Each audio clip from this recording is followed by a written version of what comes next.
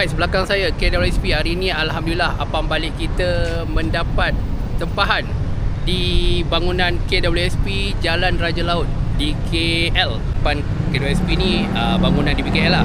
Harap nanti di BKL pun akan ambil abang balik kita insyaAllah. Jom kita tengok kemeriahan sambutan open house untuk KWSP. Jom ikut saya.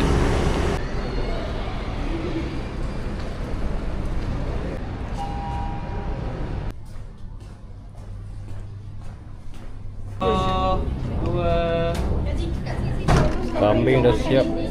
Masak lain banyak.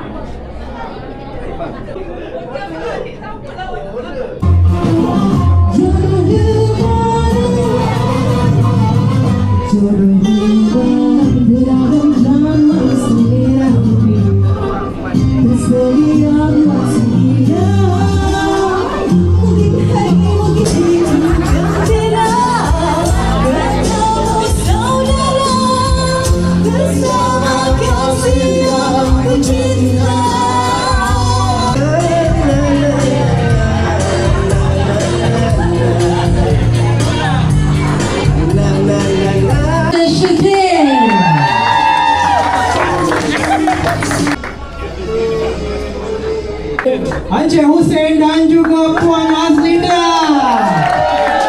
Dua peserta, saya akan umumkan juara keseluruhan bagi pertandingan pemenang karaoke pada tahun ini jatuh kepada Encik Ukasha.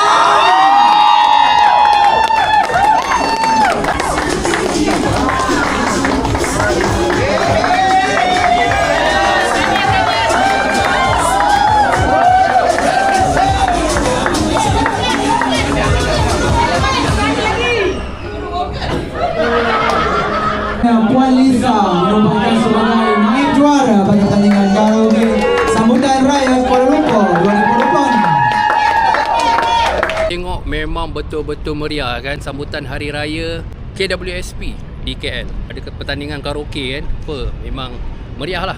Itu saja untuk video kali ini. Terima kasih KWSP KL kerana tempah abang balik kita. Semoga kita bekerjasama lagi di masa akan datang. Assalamualaikum. Bye-bye. Abang balik Roy Pak Ahmad. Terbaik.